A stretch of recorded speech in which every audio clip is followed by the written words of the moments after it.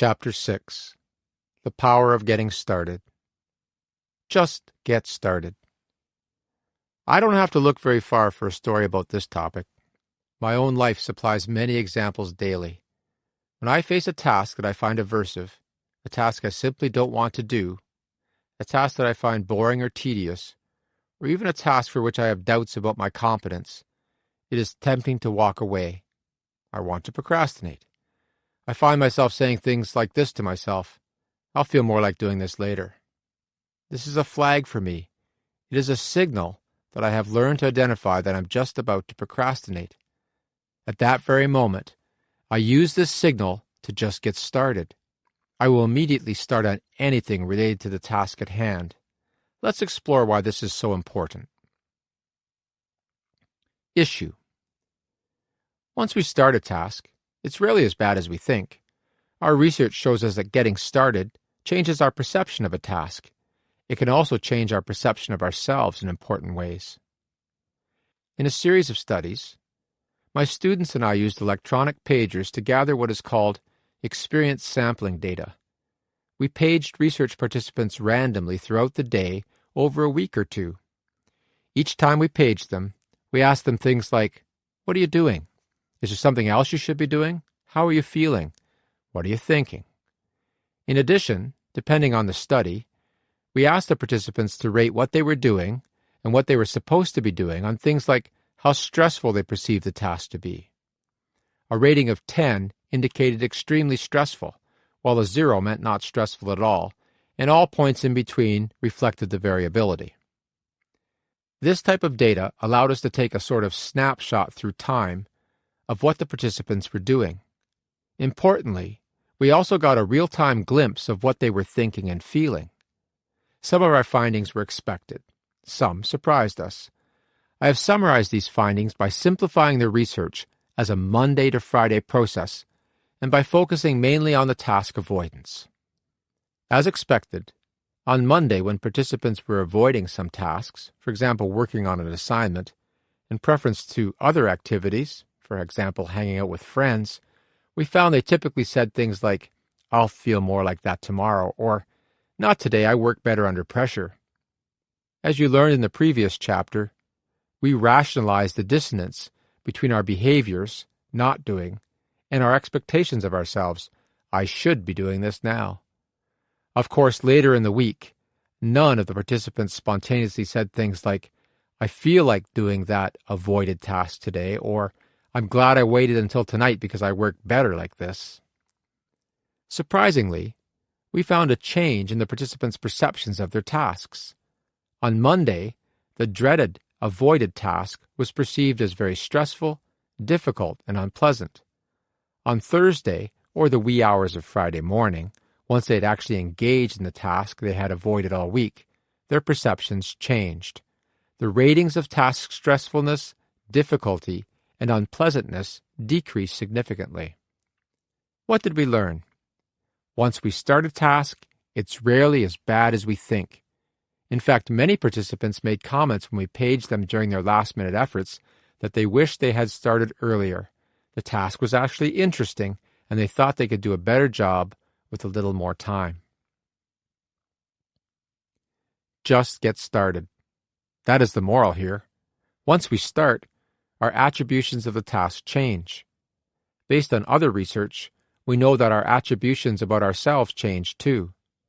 First, once we get started, as summarized above, we perceive the task as much less aversive than we do when we are avoiding it.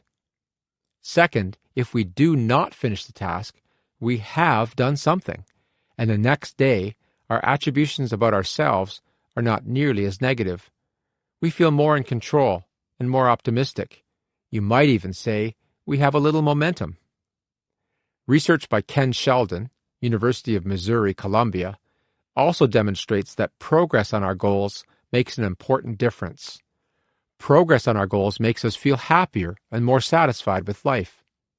Interestingly, positive emotions have the potential to motivate goal-directed behaviors and volitional processes, for example, self-regulation to stay on task, that are necessary for further goal progress or attainment. Very clearly, we can see how If we prime the pump by making some progress on our goals, the resulting increase in our subjective well-being enhances further action and progress. Of course, this simple advice is not the whole solution to the procrastination puzzle, but it is a crucial first step towards solving it and decreasing our procrastination. In the next chapter, I take us past this initial step. Strategy for change. When you find yourself thinking things like, I'll feel more like doing this tomorrow. I work better under pressure. There's lots of time left. I can do this in a few hours tonight. Let that be a flag or signal or stimulus to indicate that you are about to needlessly delay the task, and let it also be the stimulus to just get started. This is another instance of the if-then type of implementation intention. I've raised the notion of an implementation intention a few times already, but I've not provided details about what it is. As defined in the Well-Developed Psychology of Action created by Peter Gallwitzer, University of New York, an implementation intention supports a goal intention by setting out in advance when, where, and how we will achieve this goal, or at least a sub-goal within the larger goal or task. It is not as effective to make ourselves a to-do list of goal intentions as it is to decide how, when, and where we're going to accomplish each of the tasks we need to get done. There's an accumulating body of research by Peter Gallwitzer and his colleagues that demonstrates the efficacy of implementation intentions for initiating behaviors, including following through on the intentions to take vitamins, participating in regular physical activity after surgery, and acting on environmentally minded intentions, such as purchasing organically grown foods. In short, implementation intentions are a powerful tool to move from a goal intention to an action. As I have outlined in earlier chapters, these implementation intentions take the form of if-then statements. The if part of the statement sets out some stimulus for action. The then portion describes the action itself. The issue here really is one of predecision. We are trying to delegate the control over the initiation of our behavior to a specified situation without requiring conscious decision. If I say to myself things like, I'll feel more like doing this later, or I don't feel like doing this now, then I will just get started on some aspect of the work. Notice that we are not using the famous Nike slogan of just do it. It's about just getting started. The doing it will take care of itself once we get going. If we think about just doing it, we risk getting overwhelmed with all there is to do. If we just take a first step, that is much easier. As a strategy, you may find that you have to just get started many times throughout the day, even on the same task. This is common. Even in meditation, we have to gently bring our attention back to our focal point, whatever that may be, for example, our breath, a mantra. The thing to remember is that just getting started may happen many times in a day. All of our procrastination gets stopped short when we just get started. It's not the whole solution by any means, but it is a huge and crucial first step. As is commonly said, a job begun is a job half done. It is tempting to run away from this strategy, to criticize it because it's exactly your problem. You're not able to get started. Not so. You think you're not able to get started, probably because you're focused on your feelings, which are negative, and you are thinking about the whole task, about getting it done, as opposed to getting started. The trick is to find something that you can get started on. Keep it really simple. Keep it as concrete as possible, too. Research by Sean McRae, University of Constance, and his colleagues has shown that thinking abstractly about our goals leads us to believe that they are not that urgent or pressing. More concrete thoughts about your goal or task, more concrete plans, lead to more timely action. In other words, more concrete plans will help you just get started. An implementation intention helps you get started. It is your pre-decision so that you do not get caught up in thinking, choosing, deciding. You've already made the decision. Now is the time to act. Here is a common example from an academic context. When facing a writing task, perhaps a term paper, it is possible to just sit and stare at a blank computer screen. As you do, anxiety builds, and pretty soon you're giving in to feel good. You're away from your desk another day, and guilt is building fast. So, instead of staring at the blank screen, start typing. Start with a title page. Put your name on it. Add the title if you know it, at least something as a working title. Begin your reference page if you are still not ready to write. Begin jotting down ideas about what you would write about if you could write. You do not have to write sentences, but you can if they come. The thing is, you are now actually working on the task. It is rough, but everything begins that way, rough. Carpenters rough frame houses. Sculptors carve and shape rough surfaces into smooth ones. Farmers disc and harrow rough plowed fields into fields ready for planting. We are always starting somewhere to work toward the finished product. The other way to think about this is the old saying that a journey of 1,000 miles begins with a single step. Take that first step. Just get started. It can make all the difference. Honestly, if you're not ready to make this first step to just get started on a day-to-day, moment-to-moment basis, then you should stop listening now. You're not committed to change yet, and nothing else I have to say will matter in your self-change. Don't get me wrong, I'm not trying to discourage you, I'm just being honest. I will tell you more about other strategies, the role of willpower, and even the effects of our personalities on procrastination in upcoming chapters, but you must know that it will always come down to that precipitous moment when you just get started. It will always come down to that movement from not doing to doing. For tasks that we would rather avoid, this is a difficult but wonderful moment. So we are back to where I began the chapter, with the mantra, just get started. To this, I have added a couple of other phrases that you might want to use as your own personal mantra. These are, prime the pump, a job begun is a job half done, and a journey of 1,000 miles begins with a single step. In closing this chapter, I'd like you to pick a task or a goal that you're procrastinating on and that is really bothering you. Write down as many of the subtasks that you think of that are required to get this task done. Now, looking at that list, indicate which of these is a priority or which subtask makes most sense for you to complete first. This is the place to just get started. However, even with this list of tasks, you may not know how to proceed. This is simply a reality, and it may not be possible to be completely rational in your approach, but you can still get started. Pick a task, any task, and let that suffice. You may even have to flail around a bit, but if you get started, at least you'll find your way. Not starting will guarantee that you will remain stuck. You can take this approach for just about any goal or task that you have. In fact, when you just cannot seem to get started on a task, get started by breaking down the task into subtasks, but don't stop there, as tempting as it may be some days. It is true for many of us that after we make a list like this, we feel better, and we think we've accomplished something, so we actually stop. Another excuse for procrastination. Don't forget, the purpose of that list is to get you started.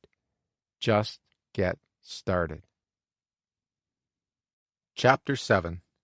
Why getting started isn't the whole solution. I need to be prepared to deal with distractions, obstacles, and setbacks. Hans has really been taking his stop procrastinating goal to heart. Today, rather than put off work on his report as he typically has, he just got started. He was surprised at how good he felt. He even felt optimistic about the results. Then, about 45 minutes into his work, the phone rang. Bruce, a friend Hans sees daily, was calling him with an invitation to play squash. Bruce's expected partner had canceled at the last minute, so Bruce was hoping Hans would fill in even though they had played the day before.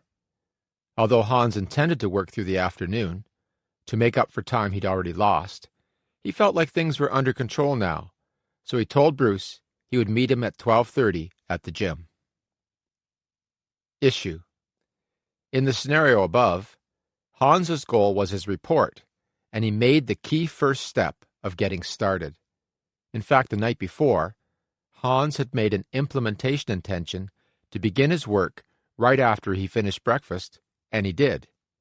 He made his pre-decision with, if breakfast is done, then I will immediately go to my desk and start working on the third section of my report.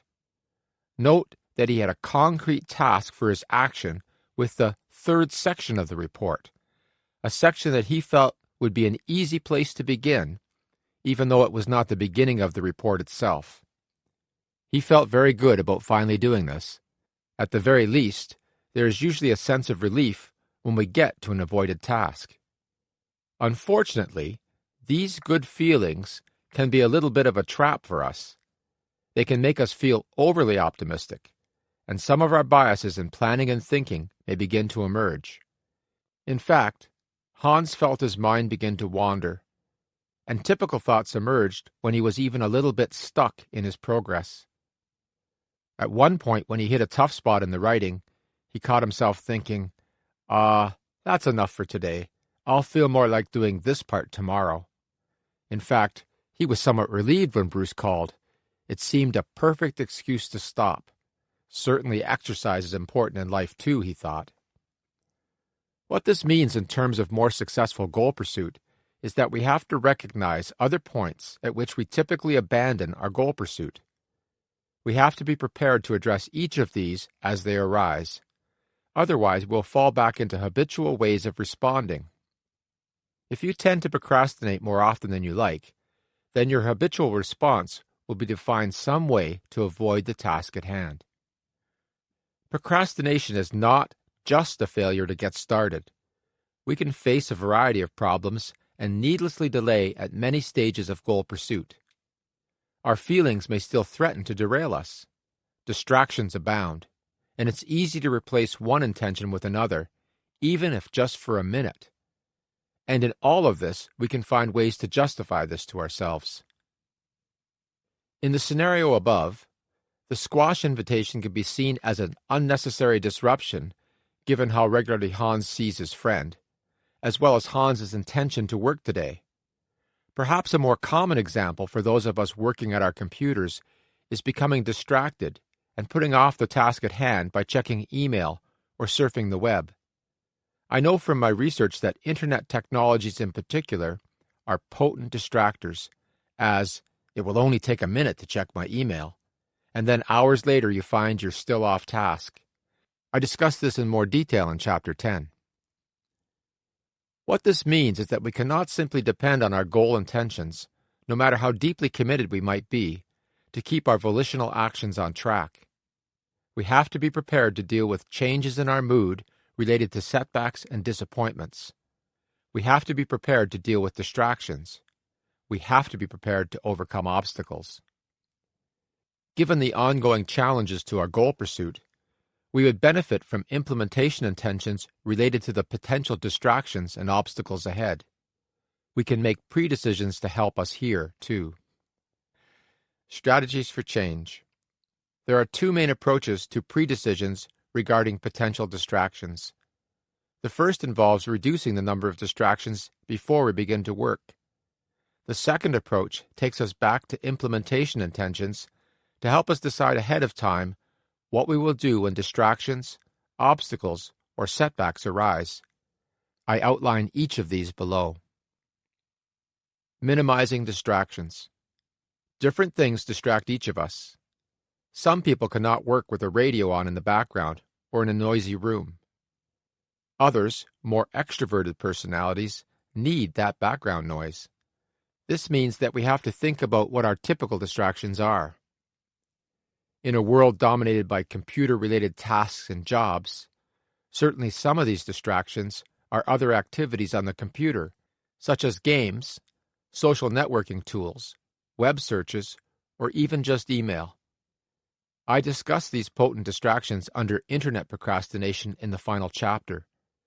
For now, I would just add them to our list of potential distractions or obstacles. The key to this strategy of minimizing distractions is to be proactive. Before you begin to work, make sure that you have removed these potential distractions. This might include shutting your door, shutting off the ringer on your phone, shutting off your cell phone.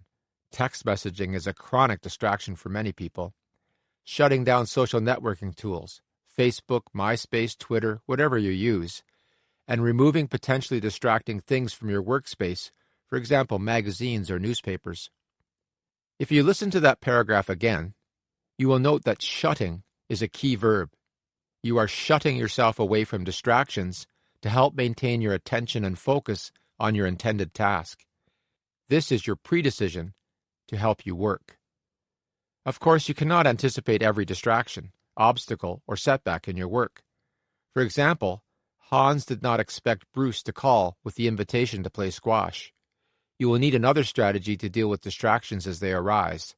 That is the purpose of implementation intentions. Implementation intentions. Implementation intentions can work to shield our intentions from competing possibilities, as they can take the form of if-then statements that anticipate distractions. In fact, experimental research by Peter Gollwitzer and his colleagues has shown that participants who form temptation-inhibiting implementation intentions outperform the groups who did not. Importantly, this effect was independent of the participants' motivation to achieve the goal and to ignore distractions. Implementation intentions have effects over and above our motivation to succeed. This is important. Commitment and motivation alone will not always get us through. It is time to think about your main procrastinated tasks again.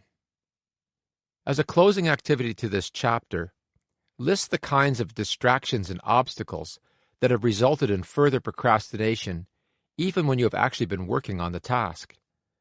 For each of these, note whether you can remove it prior to task engagement and/or add an implementation intention as your predecision about how you will act when it arises in the future. For example, a potential distraction may be email, and my decision might be, yes, I can shut this off before I work, so I can deal with that proactively. Another example might be the example we had in the chapter of a friend's invitation, and here, an implementation intention may be more effective. For example, if my friends call to invite me out this weekend, then I will immediately say, thanks but no, I'm committed to finishing my work.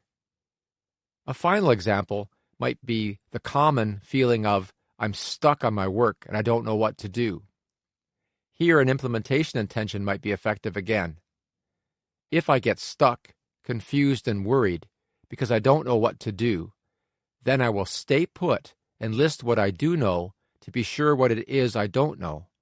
Once I know this, I can seek help if needed. I won't give up. Continue with your own examples, deciding whether you would be proactive or if you would form an implementation intention to deal with potential distraction, obstacles, or setbacks. When you're finished, continue to the next chapter. Chapter 8. Willpower, willpower. If we only had the willpower. Willpower is a limited resource that I need to use strategically. Rachel's exercise goal wasn't becoming a reality. Given her very early start each day to get the kids off to school and out to work herself, she put aside time after dinner to get on the treadmill. However, after an exhausting day in her law firm, along with the day-to-day challenges of orchestrating school, daycare schedules, and the many household chores she shares with her husband, she couldn't seem to muster the get up and go to get up and go. She was frustrated. She didn't seem to have the willpower to get off the couch. Every night she put it off again, hoping tomorrow would be different. Issue. Willpower is a limited resource. I think many of us know this from experience. Roy Baumeister, Florida State University, as well as his students and colleagues, have demonstrated this in a series of clever experiments. It is worth reviewing these to make the point. In the typical experiment, research participants are randomly assigned to one of two groups. Both groups expect that they will participate in two tasks, but there is an important difference between the groups in terms of the self-regulation demanded of them in the first task. In the first task, the participants in the experimental group are required to self-regulate a great deal, whereas the participants in the control group are simply asked to do the task.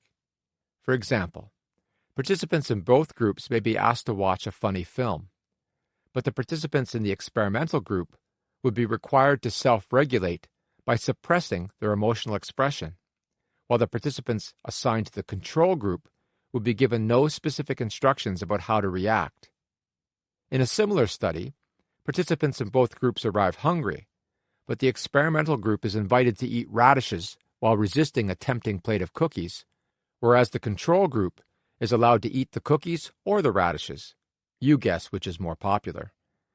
In each of these experiments, the participants in the experimental group exercise self-regulation, while the participants in the control group do not.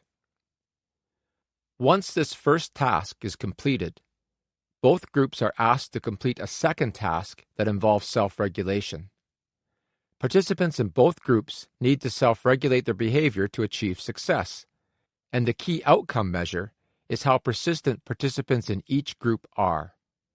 For example, typical second tasks include things like complex figure tracing, solving complex anagrams, drinking an unpleasant but not harmful sports drink, and my favorite, resisting drinking free beer. A driving test is expected to follow. The main idea is that this second task requires self-regulation, and the hypothesis is that the participants in the experimental group will perform more poorly, not persist as long, because they have already exhausted their ability to self-regulate. The findings of these studies consistently demonstrate that the participants in the experimental group perform at a lower level than the control group. Given the differences in the self-regulatory demands of the first task, the researchers conclude that the participants in the experimental group have exhausted their self-regulatory strength, at least temporarily, and therefore are unable to muster the self-regulation required for the second task. In a practical real-life example of this, one study showed that after coping with a stressful day at work, people were less likely to exercise and more likely to do something more passive like watching television. This takes us back to where we began with Rachel. No wonder she can't muster the get up and go to exercise. She has exhausted her willpower. Strengthening our willpower, the role of motivation. The self-regulatory impairments I just discussed are eliminated or reduced when participants are highly motivated to self-regulate on the second task.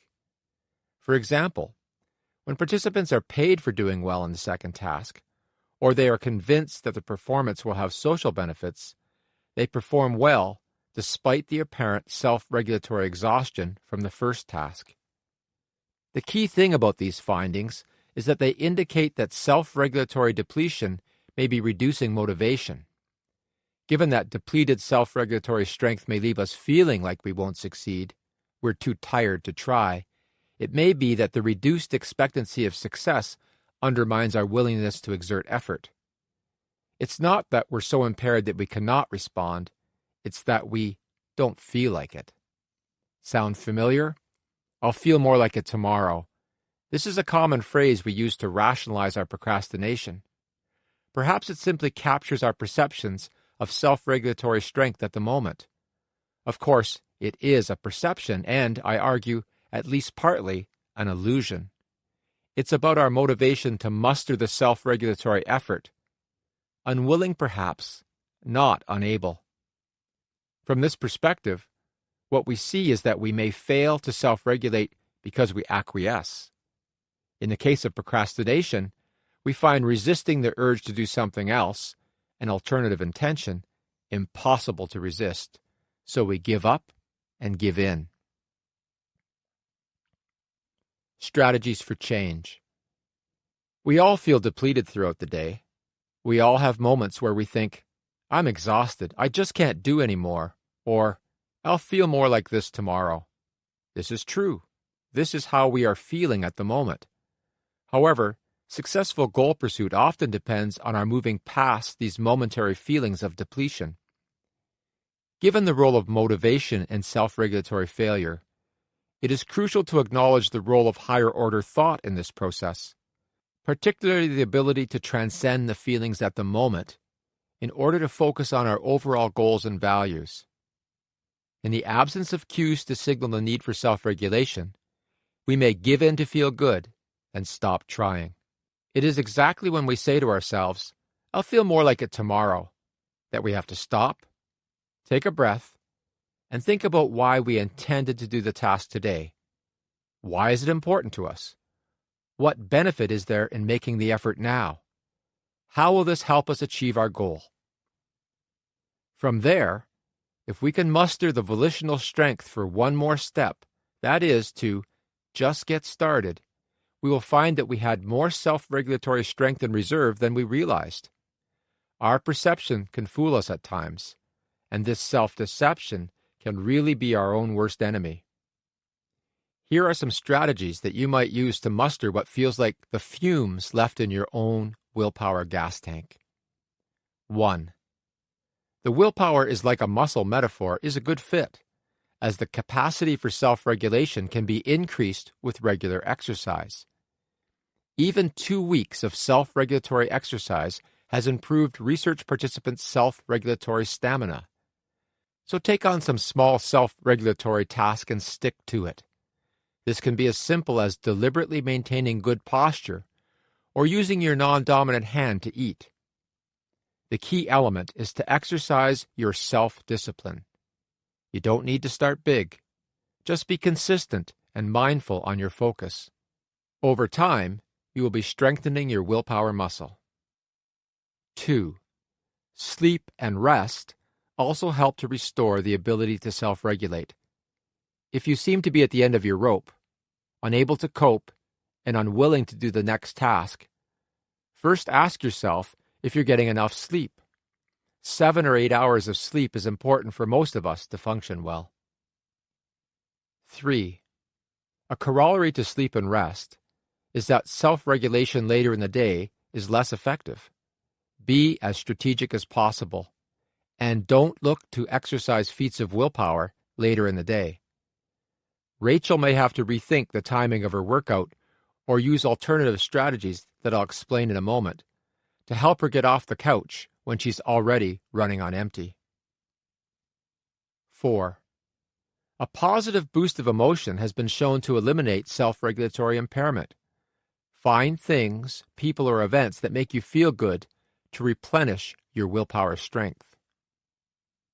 5. Implementation intentions can be added to this list of willpower boosters.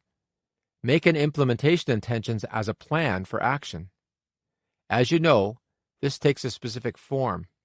In situation X, I will do behavior Y to achieve my goal Z.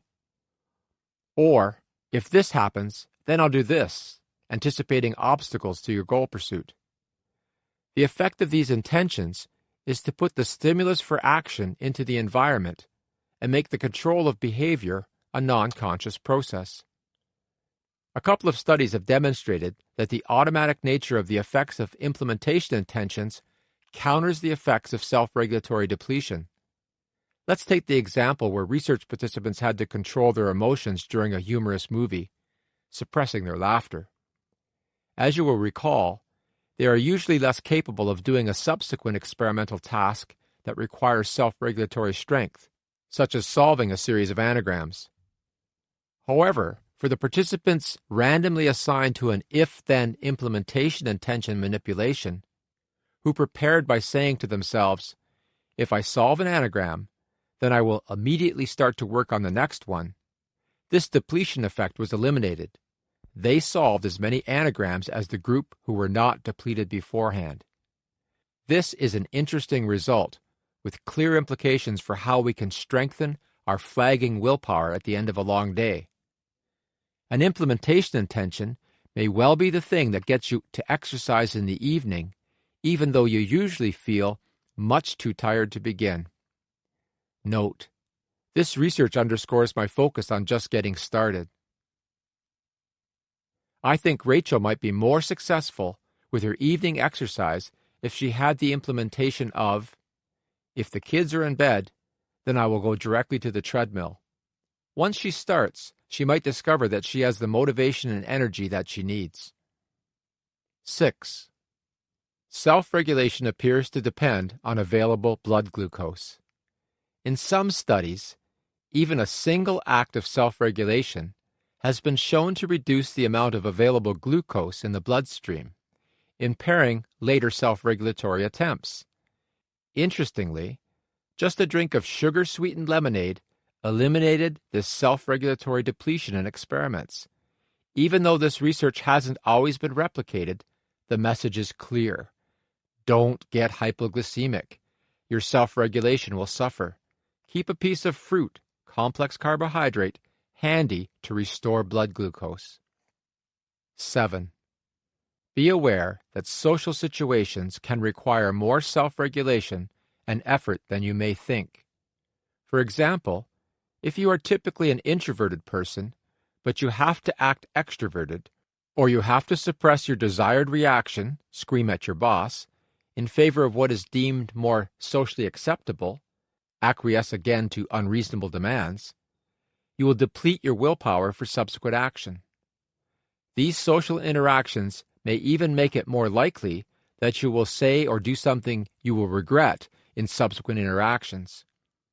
Getting along with others requires self-regulation, so you will need to think about points 1 to 6 to be best prepared to deal with demanding social situations. 8. Finally, so much of our ability to self-regulate depends on our motivation. Even on an empty stomach, exhausted from not enough sleep, and pushed to the limit for self-regulation, we can muster the willpower to continue to act appropriately. It is difficult, but it can be done, particularly if we focus on our values and goals to keep perspective on more than just the present moment. In doing this, we can transcend the immediate and temporary feelings we are having to keep from giving in to feel good, which lies at the heart of so much self-regulatory failure. Chapter 9. What's bred in the bone? Personality and procrastination. My personality might put me at risk, but I can adapt. Fiona and David have been married for more than 10 years now. Fiona's friends describe her as organized. Typically, she's the planner in their group, and they know that they can really count on her. When there's something to be done, she does it right away. David sets high standards for himself. He's also very self-critical. He seems to hear his parents' voice echo in his mind whenever he approaches a task saying, "It could be better." When faced with a task, David always seems reluctant to get started. Fiona and David are very similar when it comes to household tidiness. They are both quite particular, even fussy, but they can drive each other crazy at times when it comes to scheduling and doing tasks. Issue. The example above highlights the notion of individual differences. We might think of Fiona as conscientious and David as a perfectionist. This approach to personality is based on the concept of personality traits. Traits are terms that psychologists use to summarize the way we typically act. Traits describe something about how we expect a person to act in most situations. Of course, how we actually behave depends on both personality and situation. But for the moment, I want to focus on personality traits. Certainly, procrastination has been shown to be related to personality traits. Some people are more prone to procrastinate, and a contributing factor is personality. This is particularly true when the situational pressures to engage in a task in a timely manner are not strong. When the situation is not pushing us to act in a certain way, for example, a supervisor actually monitoring our actions, our personality will have a great deal of influence on our behavior. The examples above provide two very common traits related to procrastination, but in different directions. Fiona's conscientiousness, that is, the fact that she is typically organized, planful, and dutiful, is a trait that is highly negatively related to procrastination. The more we are conscientious, the less we typically procrastinate. In contrast, David is an example of a socially prescribed perfectionist. Yes, there are different varieties or types of perfectionism. The one we need to focus on is the socially prescribed perfectionist because it is most strongly related to procrastination. Socially prescribed perfectionists believe that others hold unrealistic expectations for their behavior and that they cannot live up to these expectations. They experience external pressure to be perfect and believe that others evaluate them critically.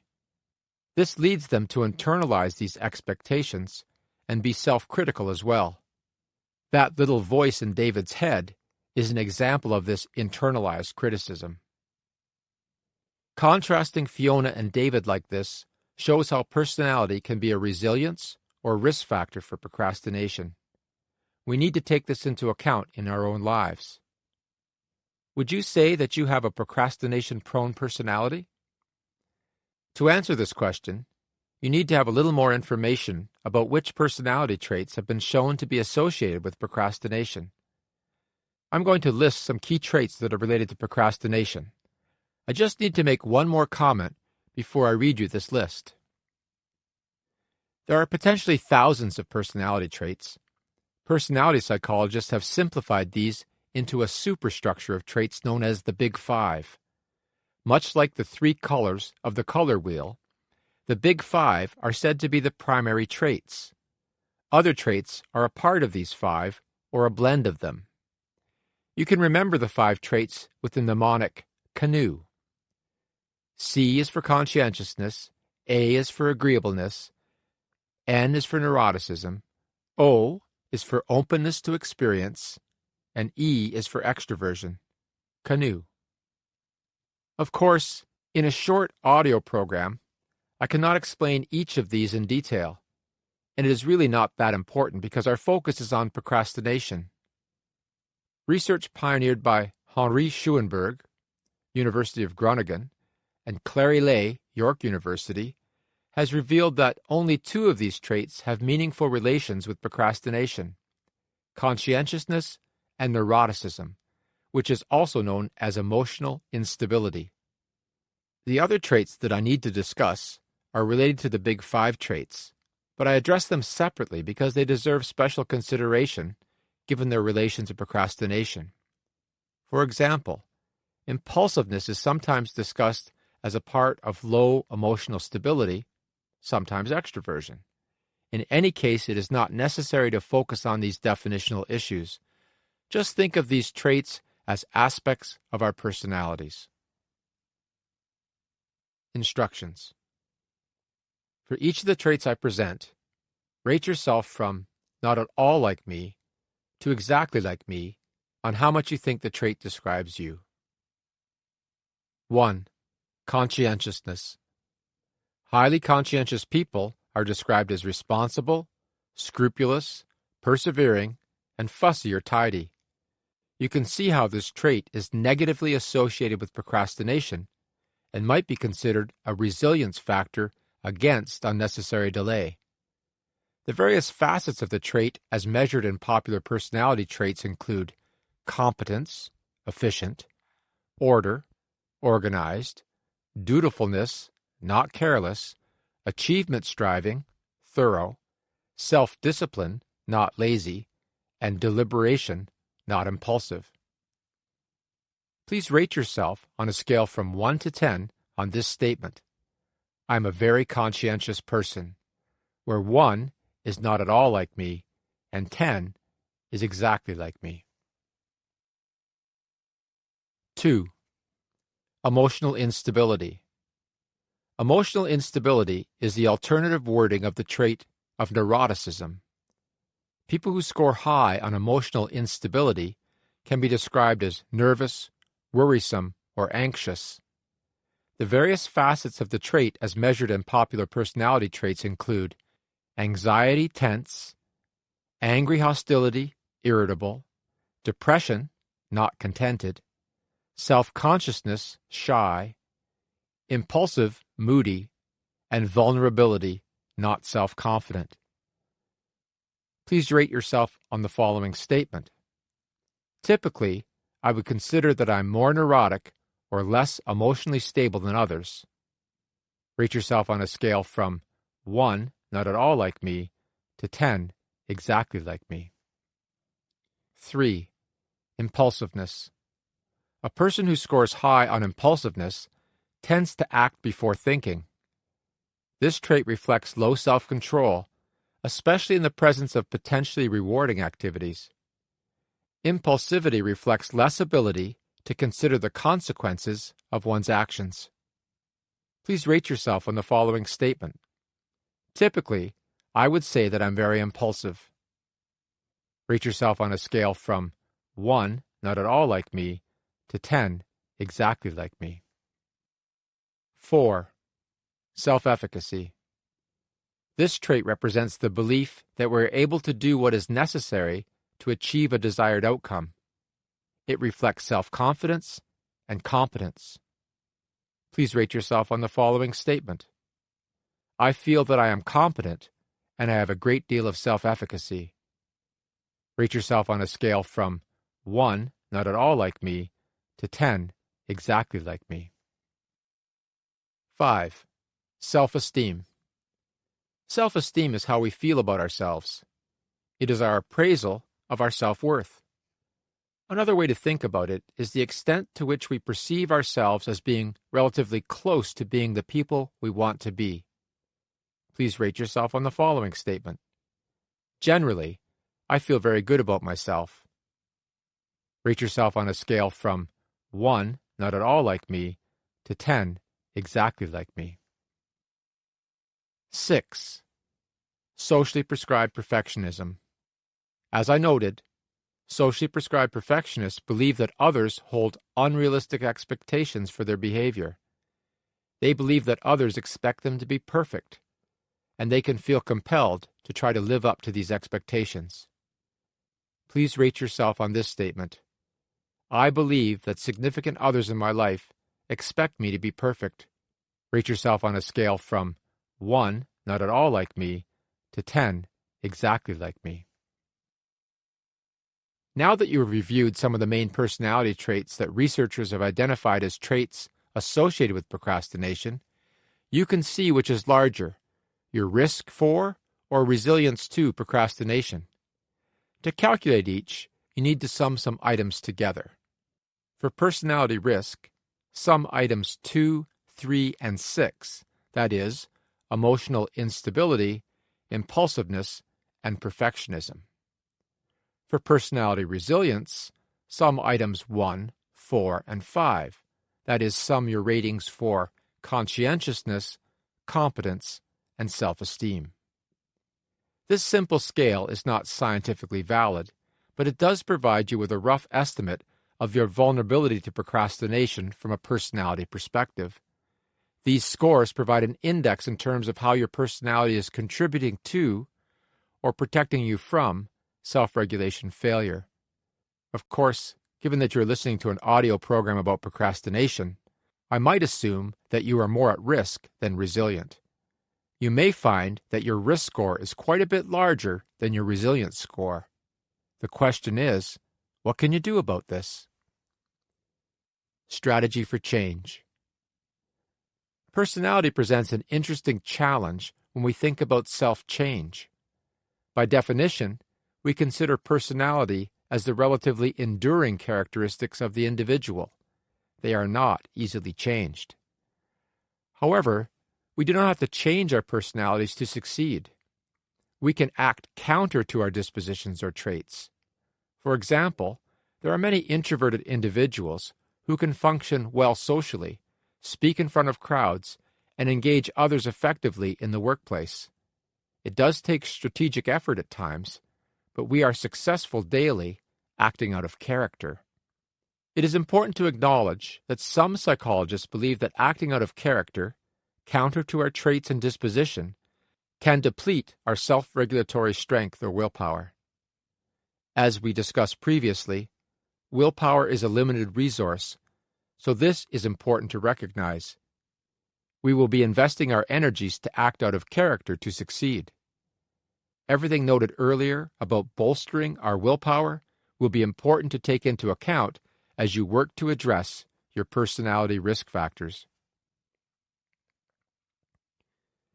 In terms of procrastination, it is possible to act out of character in terms of low conscientiousness or high impulsivity.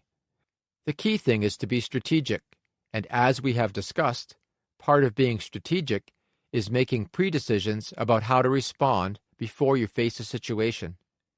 If you can be proactive like this, you will not rely so much on your personality and habitual ways of responding. Remember the implementation intentions discussed earlier? These are intentions that take the form of, in situation X, I will do behavior Y. Implementation intentions, as you may recall, are a form of pre-decision. You are deciding ahead of time what will be a stimulus for what response. You may find implementation intentions useful again in terms of counteracting a habitual response that is part of who you are as defined by these personality traits. For example, if you are rather impulsive, your pre-decision with an implementation intention might be, if an alternative intention arises, such as an invitation to go out, I will say that I will make my decision in 10 minutes. This built-in pre-decisional delay may help to counteract the typical impulsive response to just get going. I think it is clear by now that the key issue is this pre-decision. Knowing a little bit about your personality traits that may put you at risk to procrastinate, you can now act on that knowledge by deciding in advance how you will counter this habitual response. For example, if you are impulsive, it is particularly important to reduce distractions in the surrounding environment when you are trying to work. Impulsive people have more difficulty resisting these distractions, even with implementation intentions.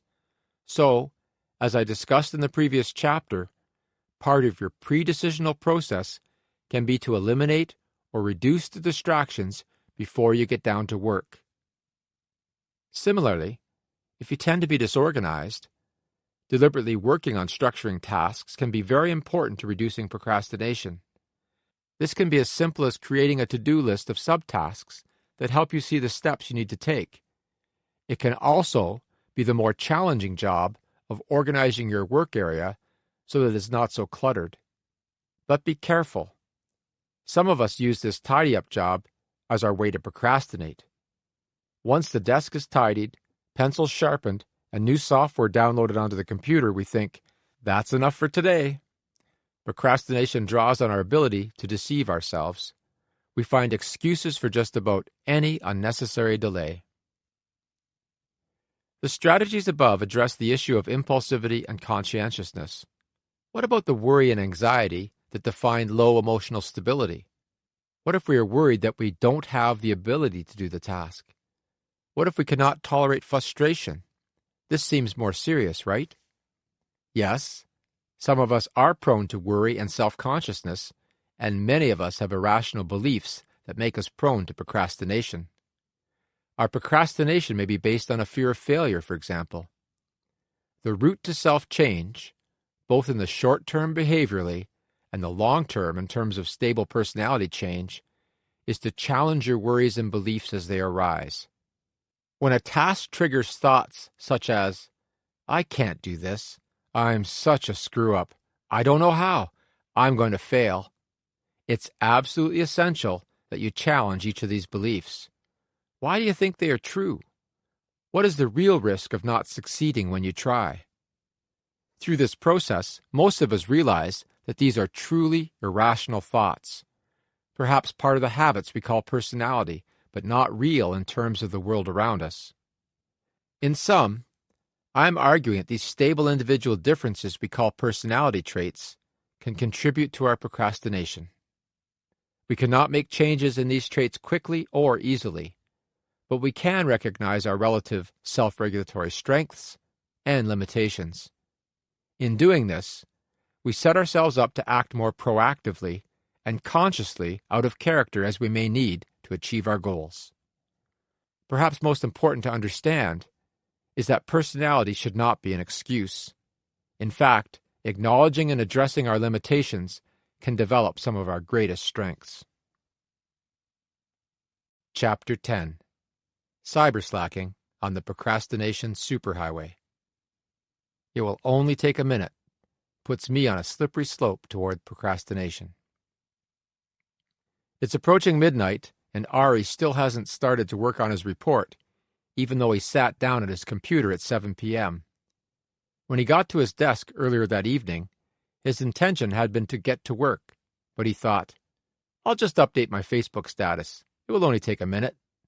Now, hours later, he's still there. Issue: I have included this short chapter because internet-based technologies and other forms of technologically mediated communication, like smartphones, have created a whole new world of time wasting.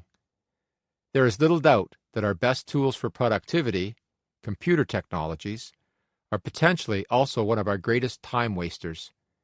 In fact, the title of this chapter was taken from one of the published papers from our research group. In this paper, published more than a decade ago, long before social networking tools became popular, our participants reported that 47% of their time online was spent procrastinating. I think this is a conservative estimate.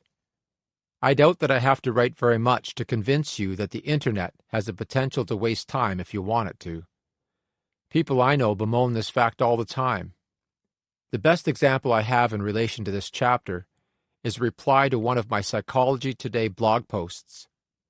In response to the "it will only take a minute" theme, an anonymous reader wrote, I'm procrastinating. That's why I'm here. I just Google things I'm thinking about like this, or like I hear someone hum a familiar tune, so I look up the song to know who sang it. I mean, that literally takes a minute. But then that makes me Google a couple of other things, and then it ends up lasting a lot more than a few minutes. And I honestly don't realize when I end up reading the Wikipedia page of some random disease that some singer had that was related to the singer I was looking up. Wait, why was I looking him up? Oh, right, because someone at my school was humming a song by him. Oh, right, school. Essay due tomorrow. Haven't started. Like right now. I just realized I'm commenting on an article. I wish I could read those articles about my essay and try to get 2,000 words on a paper in a day. The thing is, we can end up wasting time even when we do not want to. This is the real problem, and the one that we need to identify in order to make change. I just want to be clear about something. I'm not saying we cannot work and play online. Personally, I really enjoy these technologies. I use them intensively, in fact. And I know we will see them grow in importance. What I'm emphasizing is that we can waste time in unexpected and unanticipated ways with these technologies when we don't want to. This is the issue.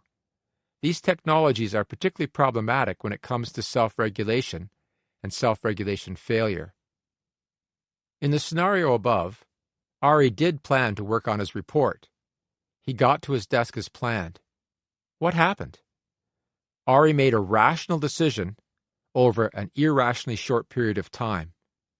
Although it is correct that it might take only a minute to update my Facebook page, a minute later, Ari faced the same decision. Of course, as we learned in Chapter 5, our thinking can let us down here. We can rationalize yet another minute of delay, as another minute will certainly not compromise the report writing. It's an intransitive preference at its best, isn't it? At midnight, Ari recognizes that it's preferable to act much sooner than he has, even though each minute prior to that, he preferred to delay just a little more. This issue of rational decisions over irrationally short periods of time, combined with problems in our thinking, like intransitive preferences, is not the only reason that the internet, and social networking in particular, are potentially so hazardous to our goal pursuit. There are other reasons that we are prone to procrastinate online. One of the reasons that social networking is so rewarding is that it fulfills a basic human need, at least at some level. That is the need for relatedness. We are social animals, and social networking makes sense. 2. Online social networking is also immediately rewarding.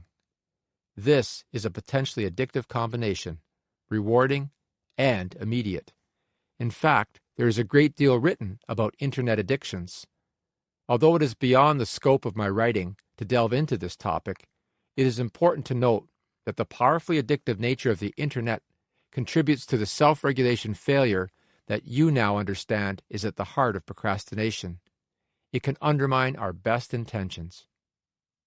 3.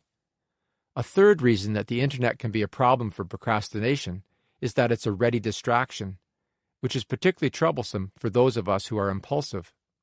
In fact, it can be a problem for all of us because of so many push technologies. For example, email and text messages are pushed to us throughout the day.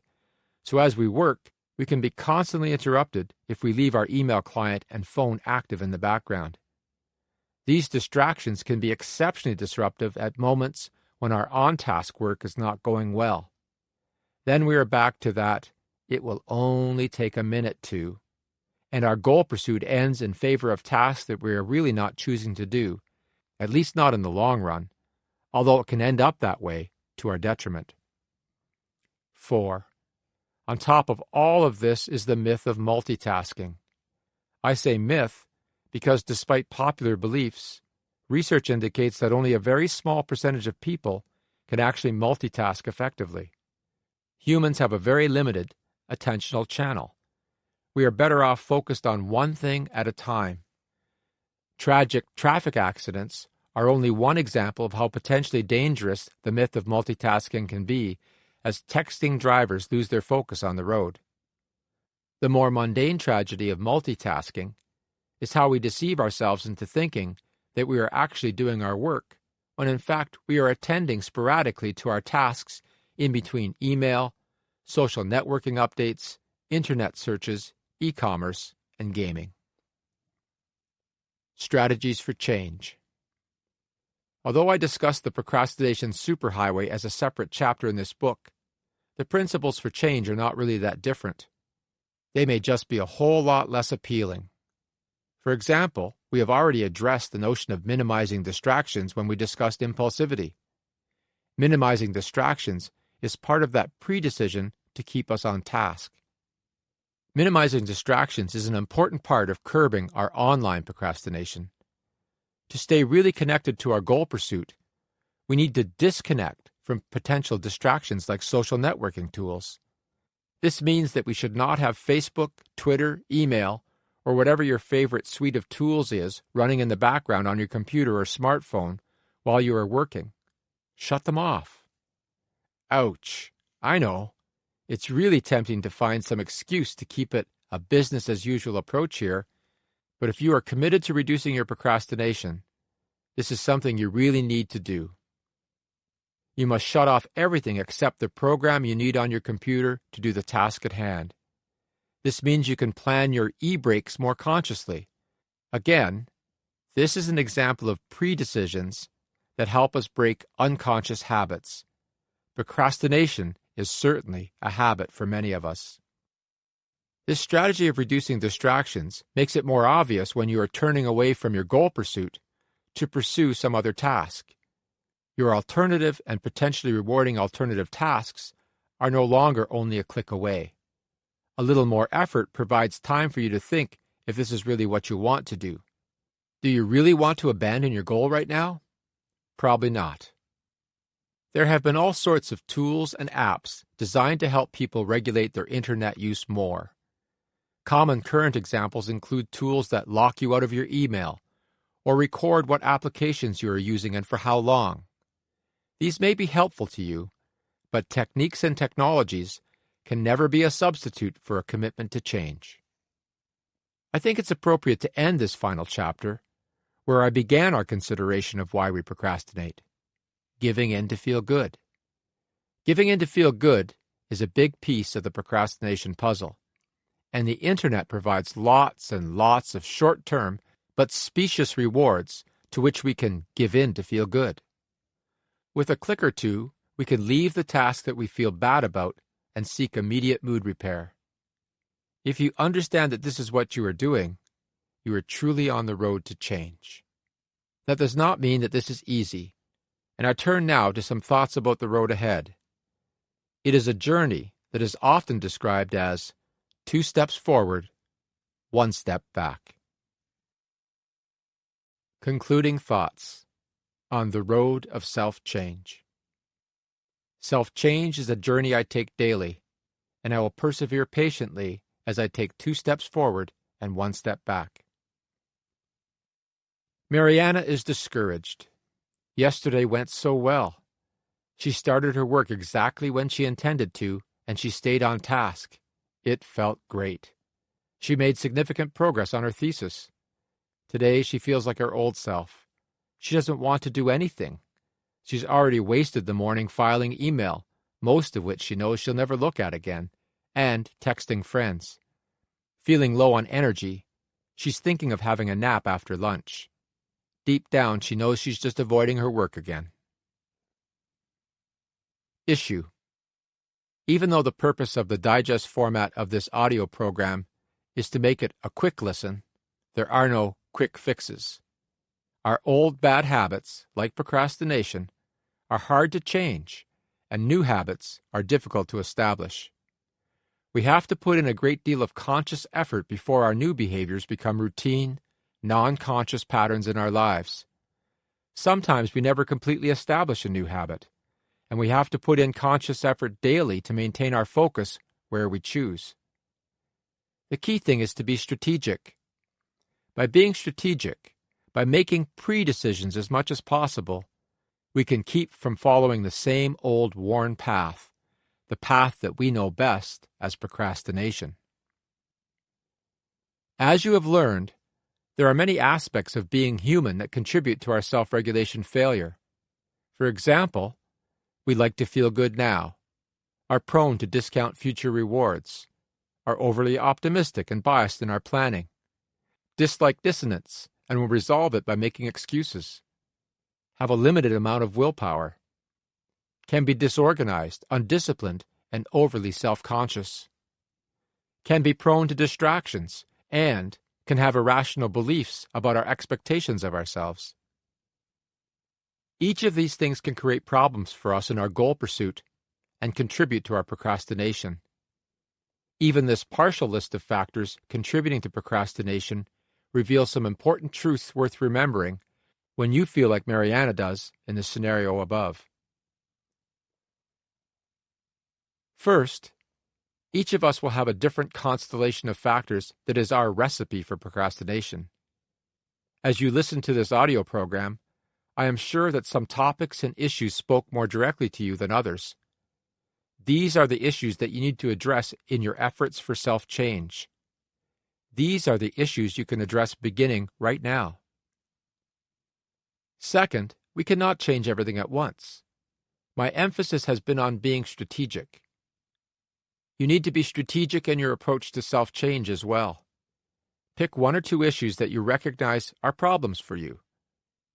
Listen to the chapter on these issues again if necessary, and focus on those strategies first. You can build from there. Third, this self-change process is uneven. We truly do feel like one day we leap ahead and the next day we fall back. Although we have to be committed to change and firm in our efforts to be strategic, we also have to be kind to ourselves during this challenging process. We all face setbacks, disappointing moments, and frustrations with our apparent lack of progress. Your attitude towards these setbacks and yourself will be extremely important to your continued progress. Be kind but firm with yourself, and be willing to forgive yourself when you do not live up to your own expectations. One of our recent studies was about this issue of self-forgiveness and procrastination. It has important implications for each of us as we take the self-change journey. What we found was that self-forgiveness for procrastination was related to less procrastination in the future. Specifically, when students in our study had procrastinated quite a bit on their preparation for an exam, if they self-forgave for this procrastination, they were less likely to procrastinate on their preparation for the subsequent exam. This finding reflects the power of forgiveness to move us from an avoidance motivation to an approach motivation. If, for example, you had a transgression, example a fight or a broken promise, with a friend, and you or your friend had not offered forgiveness, you would likely avoid that friend. In the case of procrastination, The transgression is against the self, and we end up avoiding the task associated with that transgression.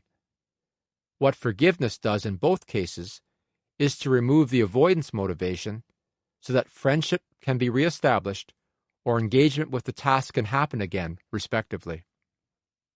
On our self-change journey, we have to be prepared to forgive ourselves for our transgressions so that we are willing to try again. We will certainly have to try again many times. As I said before, even my simple strategy of just get started may have to be invoked many times throughout the day. Start and restart. Success will be found in this effort. It is worth the effort, as was your time in considering why it is that we procrastinate. I hope listening to this audio program is your first step in this journey of self-change. I would love to hear about your own journey. What worked? What didn't? What else would you like to know? Although I cannot promise to answer every email, your input will make a difference to future writing. I invite you to write to me at comments@procastination.ca. Finally, you may want to learn more about procrastination. This digest format audio program, while accurate and firmly based on research in the area, is by necessity short on details. If you want to learn more, you can find lots more through our research group website, procastination.ca. This website provides access to many relevant resources, not just our own scholarly publications. Perhaps some of the most accessible information is available through my Don't Delay blog for Psychology Today and through my I Procrastinate podcasts. The blog entries and podcast episodes summarize a wide variety of information about procrastination in much greater detail. In fact, you can search through the blog entries or the podcast titles on iTunes to find information specific to the issues with which you may be struggling. I must say that I make this reference to further reading with some reservation. There is no end to the reading about a topic, and the problem with procrastination, as you have learned, is that we can always find an excuse not to do our work. In this case, it is really quite possible to use your further reading and research about procrastination to procrastinate more. Ironically, this is something that readers of my blog and listeners of my podcast have told me that they do. So instead of reading more, I would have you return to where I began the book, to remind you that reducing procrastination in our lives is a practical thing. Sensible, realistic, no nonsense. In addition, I want to add that change is about doing, not just reading. If you put these both together, you will see that the practical and no-nonsense thing is to start doing, not to read more. You probably took an interest in this audio program because you want to reduce procrastination in your life. You now know a great deal more about the topic. You are prepared to bolster what feels like a depleted willpower. You are aware that it is tempting to give in to feel good, so you won't right now. And you know that every journey begins with that important first step. It is time to just get started. I know that this will make a difference in your life.